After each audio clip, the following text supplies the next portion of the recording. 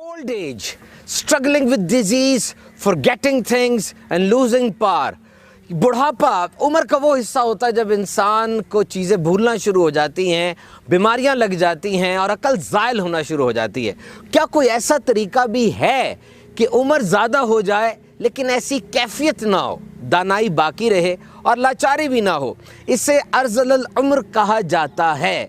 और वो तरीका क्या है? साथ रहिएगा, मैं भी आपसे अर्ज़ करता हूँ। वो कौन सा मुल्क है पूरी दुनिया में जहाँ सबसे ज़्यादा उम्र वाले अफराद मौजूद हैं? आयरलैंड, जर्मनी और नंबर 1 जापान।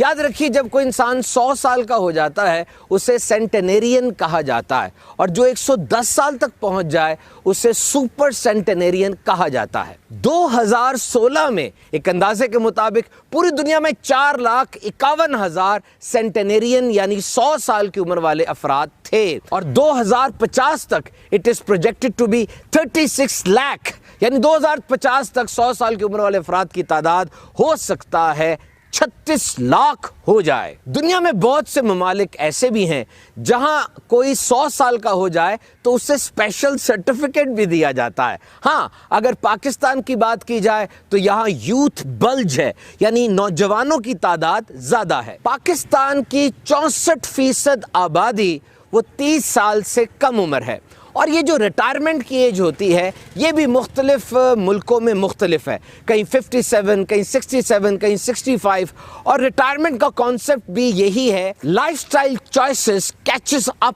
ऑन यू, यानी सारी ज़िंदगी इंसान ने जो काम किए, तंबाकू नोशी की, खाने में बेएहतियाती की, आराम तलब अंदाज़े ज़िंदगी गुजारा, तो अब ये सारी बातों का उसकी सेहत पर असर होता है। इंसान की एनर्जी में कमी आ जाती है और वो किसी किस्म की कमाई, जिहाद और हज वगैरह के काबिल नहीं रहता। और जब रिटायरमेंट हो जाती है फिर पेंशन मिलती है। ये लातीनी ज़बान का लफ्ज़ है और इसका मतलब होता है पेमेंट। आइए अब उस बात की तरफ कि इंसान की उम्र ज़्यादा हो जाए लेकिन उसकी अकल सलामत रहे, तरीका क्या होगा? हदीस शरीफ में है, और बाज़ लोगों ने इसको हज़रत अकरमा का कौल बताया है, कि जो शख्स कुरान पढ़ता रहेगा, कुरान मजीद पे गौर व फिक्र करता रहेगा और कुरान पर अमल करता रहेगा, वो अर्ज़ल उम्र तक नहीं पहुँचेगा।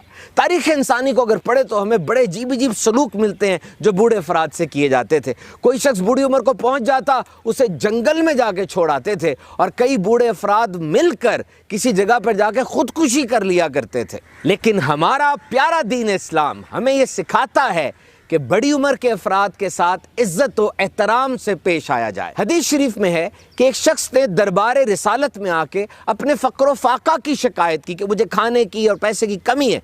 मेरे आका सल्लल्लाहु ताला अलैहि वसल्लम ने इरशाद फरमाया, तुम ज़रूर किसी बूढ़े के आगे चले होगे, और ये इसी की नहुसत है।